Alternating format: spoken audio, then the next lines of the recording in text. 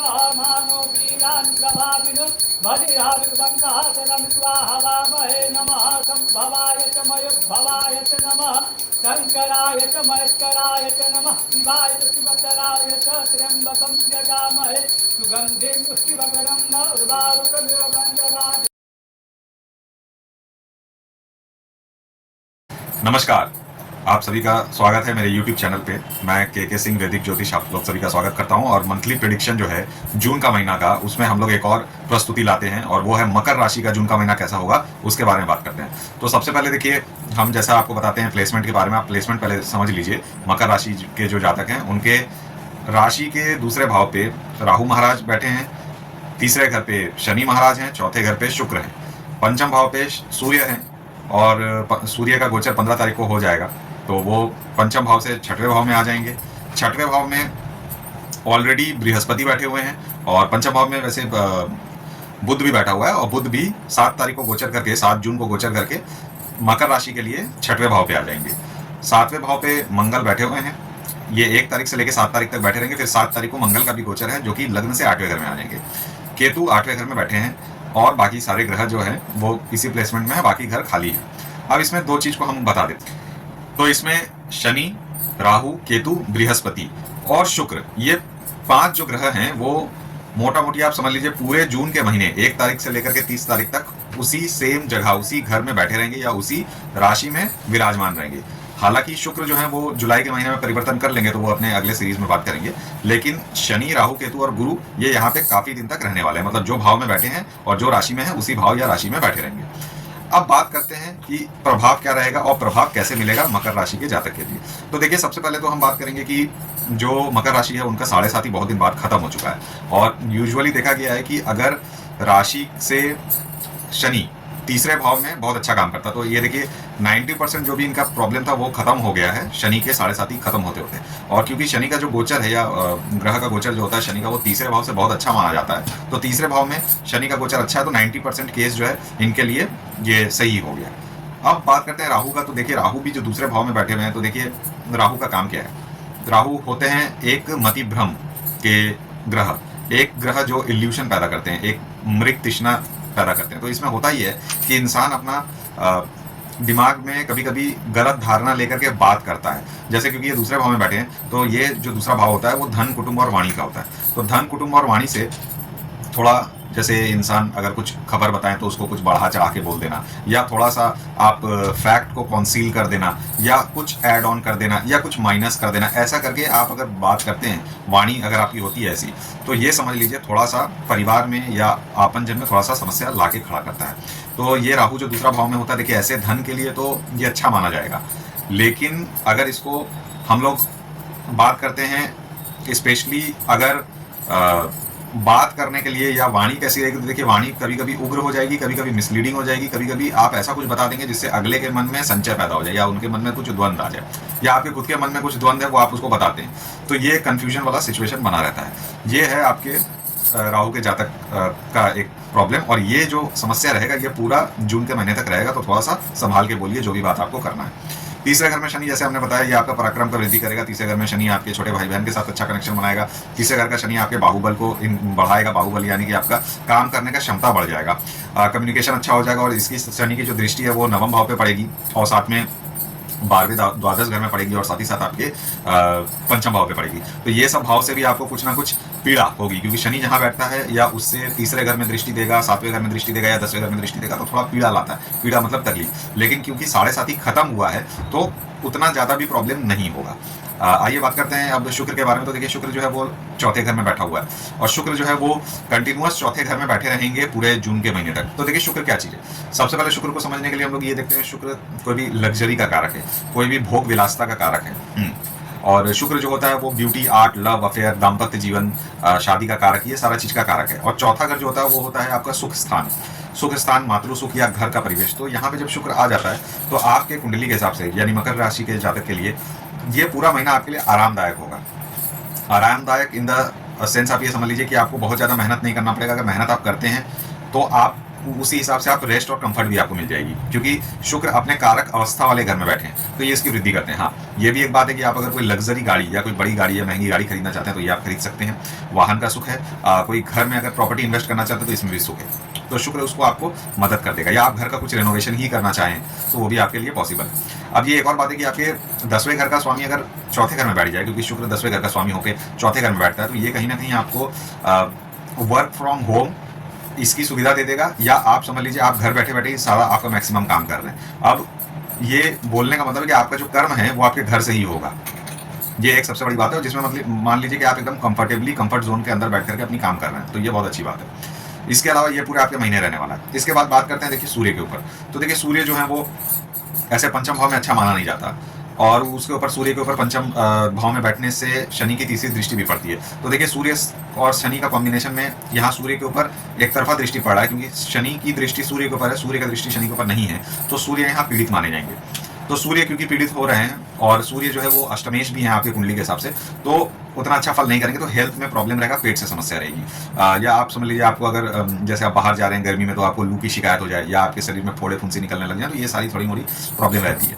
दूसरा बात है कि सर्दी और गर्मी, क्योंकि शनि जो होता है वो सर्द ग्रह है और सूर्य जो होता है वो आपके गर्म ग्रह है, तो सर्दी गर्मी ये द्वि स्वभाव का एक आपके सर्द गर्म लग के बुखार होना या सर्दी जुकाम हो जाना, ये एक पॉसिबिलिटी है, तो इससे थोड़ा बचाव कीजिए। लेकिन ये सिर्फ 15 तारीख तक है। 15 जून के बाद जब सूर्य का गोचर दूसरे घर में हो जाएगा, यानी कि 6वें भाव में हो जाएगा, तब ये जाकर के आपका बहुत अच्छा समय बन जाता है। मतलब 15 तारीख के बाद से जब सूर्य जो है वो मिथुन के राशि में जाएंगे और जो षष्टेश है उसके साथ भी युति बनाएंगे, ये इसके ऊपर भी हम बात करेंगे आपके साथ, तब वो आपके बहुत पॉजिटिव रिजल्ट देने लग जाएंगे। तो यहाँ पे आपका काम में सक्सेस होगा, राज्य में राजपाट में आपका नाम होगा, यानी कि आपका नाम यश कीर्ति ख्याति बढ़ जाएगा। दूसरी बात, सबसे इंपॉर्टेंट बात है, अगर आप कोई मामला मुकदमा लिटिगेशन कर रहा है तो उसमें भी आपके फेवर आ जाएगी। यहाँ गवर्नमेंट आपके फेवर में रहेगा। गवर्नमेंट से कुछ गेन अगर आपको करना है तो ये भी इस समय पॉसिबल है, क्योंकि आपके जो बुध है वो वहाँ पे बैठा हुआ है, और बुध जो है वो नवम भाव का स्वामी है। तो नवम भाव और सूर्य का जब भी कॉम्बिनेशन बनता है तो गवर्नमेंट से कुछ आपका भाग्य से रिलेटेड कुछ बात हो जाए, या आप उससे कुछ गेन ले सकते हैं। तो ये गवर्नमेंट के लिए या गवर्नमेंट से काम करने के लिए भी आपको फेवरेबल होगा और शुभ सुविधा मिलेगी। सूर्य का गोचर जब होगा 15 तारीख के बाद। इसके बारे में, इसके साथ बुध के बारे में बात कर लेते हैं। तो देखिए बुध का गोचर भी आपके 7 तारीख को हो जाएगा। ठीक है, बुध अभी फिलहाल तो आपके बैठे हुए हैं आपके पंचम भाव पे, लेकिन जब बुध जो षष्टेश होकर 6वें भाव में आएंगे तो विपरीत राजयोग बनाएंगे। बृहस्पति वहां पे पहले से ही विपरीत राजयोग बनाया हुआ है, बुध यहाँ जाकर के विपरीत राजयोग बनाएंगे, और साथ ही साथ भद्रा पंच महापुरुष राजयोग बनाएंगे। ये योग से होगा ये कि जब 6वें भाव का स्वामी 6वें भाव में आता है तो आपके जो भी हिडन एनिमीज हैं, जो आपके गुप्त शत्रु हैं, वो उजागर होने लग जाएंगे, जो कि आपके लिए फायदा होगा, पहली बात। दूसरी बात, आपका रोग ऋण और शत्रु, इससे आप विजय पाएंगे और इसके ऊपर आ जाएंगे। इसके अलावा सबसे बड़ी बात है, जो अगर आप लोन लेना चाहते हैं, बहुत दिन से कोई लोन का आप अर्जी डाल के रखें जो पास नहीं हो रहा है, वो लोन भी आपको मिल जाएगी, या लोन से भी आपको बेनिफिट मिल जाएगा, ये होगा। और ये गवर्नमेंट की तरफ से भी लोन मिल सकता है, क्योंकि वहाँ सूर्य का भी गोचर बनता है। ठीक है, 15 तारीख के बाद हो जाएगा। ऐसे 7 तारीख के बाद से जब इसका गोचर होगा बुध का, तो वो आपको हेल्प कर देंगे। अब बृहस्पति के बारे में बात करें तो बृहस्पति भी वहाँ आपके 6वें भाव में बैठे हैं, और लेकिन 6वें भाव का बृहस्पति उतना अच्छा माना नहीं जाएगा। इसके अलावा बात करते हैं विपरीत राजयोग का। तो देखिए दो ग्रह यहाँ विपरीत राजयोग बनाते हैं, एक बृहस्पति बनाता है और एक बुध बनाता है। तो देखिए विपरीत राजयोग में होता यह है कि आपके पहले परिस्थिति हाथ से निकलते हुए नजर आएगी, आप लगेंगे कि आप हार रहे हैं, लेकिन अचानक से आप देखेंगे आपके अंदर अचानक ऊर्जा आ गई, और अचानक से आप देख रहे हैं कि आप एक यू टर्न लेकर के उस परिस्थिति में भी एक अच्छा काम करके आप ऊपर आ गए। तो ये होता है विपरीत राजयोग। पहले विपरीत होता है फिर राजयोग बनता है, मैंने पहले आपके सिचुएशन अगेंस्ट जाएगा और फिर आप उसी में प्रबलता के साथ ऊपर आएंगे। ये है विपरीत राजयोग। तो अब दो ग्रह कर रहा है, गुरु भी कर रहा है, और जो आपका वहाँ पे राशि का स्वामी है वो भी कर रहा है, बुध। तो ये दोनों मिलके आपको एक अच्छे पोजीशन पे ले आके खड़ा करेंगे 7 तारीख के बाद से, जो कि पूरा जून का महीना रहेगा। अब बात करते हैं हम लोग मंगल के बारे में। तो देखिए मंगल ऐसे 7वें भाव में बैठे थे, नीच के बैठे हैं, लेकिन नीच भंग भी हो जाता है, लग्न के ऊपर दृष्टि है। अब 7 तारीख के बाद से क्या है कि लग्न से या 8वें आ जाएंगे। अब जब 8वें अगर मंगल आ जाता है और केतु के साथ युति करता है, तो देखिए यहाँ पे 2 सिचुएशन होता है। सबसे पहला सिचुएशन ये होता है कि आपके ऊपर हो सकता है कि ब्लैक मैजिक या कुछ एक ऊपर ही करवा दिया जाए, इसके आप विक्टिम हो सकते हैं, या कोई मंत्र साधना या कुछ तंत्र से आपको बांध दिया जाए, क्योंकि मंगल और केतु का जो कॉम्बिनेशन होता है वो ऐसे ही होता है, और वो भी 8वें घर में हो रहा है आपके। ठीक है, और 8वां घर जो है वो सूर्य का घर है, और सूर्य भी 8वें घर के स्वामियों के 6वें में आ जाएंगे। अब होगा ये कि सूर्य जो है वो भी विपरीत राजयोग बनाएंगे। तो आपके लिए एक्चुअली विपरीत राजयोग होने का जो कारण है वो यही से है कि कहीं ना कहीं आपके ऊपर तंत्र मंत्र या ब्लैक मैजिक या कोई ऐसा साधना किया जाएगा जिसमें आप पहले तो विक्टिम बन जाएंगे, लेकिन आप इस चीज से रिकवरी करते हुए शानदार तरीके से ऊपर की तरफ जब आपका ग्राफ चला जाएगा, तब ये होता है विपरीत और राजयोग। तो ये दोनों एक साथ बनेगा, क्योंकि देखिए 8वें भाव का स्वामी भी यहाँ पे बैठा हुआ है 6वें भाव में, 6वें भाव का स्वामी 6वें में बैठा है, और आपके 12वें घर द्वादश घर का स्वामी भी आपके 6वें भाव में बैठा हुआ है। तो यहाँ पे गुरु, सूर्य और बुध एक साथ विपरीत राजयोग बनाते हैं। तो ये आपका मकर राशि के लिए ये जो समय है, ये अगर आप खुद तंत्र मंत्र करना चाहते हैं तो भी आपको फायदा मिल जाएगा, या आप अगर विक्टिम बन जाते हैं तो भी आप एक समय के बाद देखेंगे बाउंस बैक कर रहे हैं। ये 15 तारीख के बाद से बहुत अच्छा रिजल्ट दिख रहा है। अब लेकिन मंगल जो है वो 8वें घर में जाकर के थोड़ा उथल पुथल मचाएगा, स्पेशली आपके जो 7वां भाव है, तो आप देखिएगा वो सैंडविच बन जा रहा है, जिसको पाप कर्तरी कहा जाता है। इस तरफ आपके सूर्य हैं, इस तरफ मंगल और केतु हैं, दोनों एक तरफ एक प्रेशर बना रहे हैं 7वें भाव पे। तो देखिए स्पाउस के ऊपर कुछ प्रॉब्लम, दाम्पत्य जीवन में कुछ समस्या ये आती दिख रही है, और दूसरी बात है कि स्पाउस के साथ कुछ अनबन बनने वाला एक योग बन जाता है इस समय। इसके अलावा अगर बात करते हैं हम लोग मंगल के 8वें घर में, तो देखिए मंगल 8वां घर में बुखार लाता है। ये हमने आपको पहले ही बताया कि सर्द गर्म होकर भी बुखार रहेगा, और मंगल का भी काम है बुखार देना। तो ये दोनों कुंडली में आपके बहुत अच्छे से स्पष्ट रूप से आता है। तो आप जितना हो सके उतना अपने आप को सीजनल फ्लक्चुएशन से बचाइए, और बचाने के बाद आप अपना काम करिए। और कोई भी बात है जो 8वां घर से रिलेटेड होता है, जिसको कहते हैं सीक्रेट भाव, इस भाव के बारे में इंसान ज़्यादा कुछ जानता नहीं है।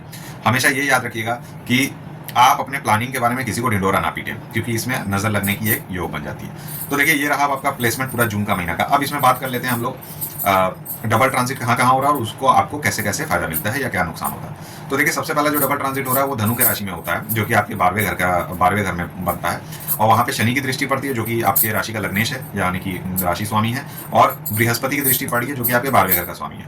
तो इसमें आप देखेंगे ऑल ऑफ अ सडन आपका इंक्रीज ऑफ एक्सपेंडिचर हो जाएगा, खर्चे बढ़ जाएंगे। खर्चे बढ़ने का कारण कुछ भी हो सकता है। अब इसमें ज़्यादातर हमको जहाँ तक समझ में आ रहा है कि अननेसेसरी एक्सपेंडिचर के लिए आपका खर्चा बढ़ सकता है, या ट्रैवलिंग के लिए आपका खर्चा बढ़ सकता है, पहला बात।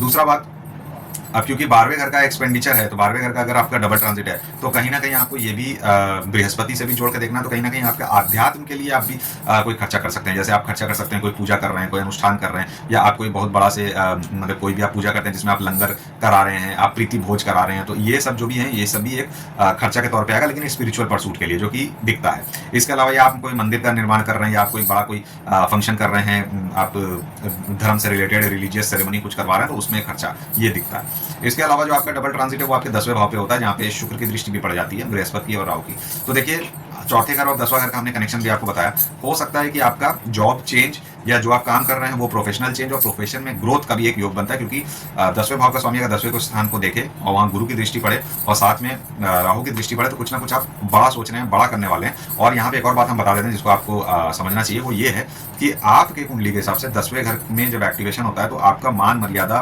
प्रतिष्ठा ये बढ़ता है, और हो सकता है कि कुछ नया जॉब का भी आपको ऑफर मिल जाए, या आपको नया एक तो करियर में आपको प्लान कर सकते हैं। तो देखिए कुल मिला के आपका जो ओवरऑल है हेल्थ के रिगार्डिंग थोड़ा हमने आपको बता दिया कि ये संभावना हो सकती है। दाम्पत्य जीवन में और लव लाइफ में थोड़ा सा समस्या है। अदरवाइज करियर के लिए बहुत अच्छा है। मकान या भूमि खरीदना चाहते हैं, गाड़ी खरीदना चाहते हैं, तो इसके लिए अच्छा है। और अगर कोई खर्चा करना चाहते हैं, जैसे घर खरीदना, ये भी एक रिलीजियस सेरेमनी के जैसे ही माना जाता है, तो वो भी आपका पॉसिबल है, क्योंकि 12वें घर भी ऐसे भी आपका एक्टिवेटेड है। तो यहाँ पे आपका जो खर्चा है वो शुभ है, और 12वां घर का एक्टिवेशन, 10वां घर का एक्टिवेशन ये भी शुभ है, और करियर में आपका ग्रोथ भी है। तो ये सारा चीज़ हुआ मकर राशि के जातक के लिए ये पूरा जून महीना का प्रेडिक्शन। आशा करता हूँ आपको मेरी वीडियो पसंद आई होगी। मैं के सिंह आप सभी का अभिनंदन करता हूँ। जय श्री राम।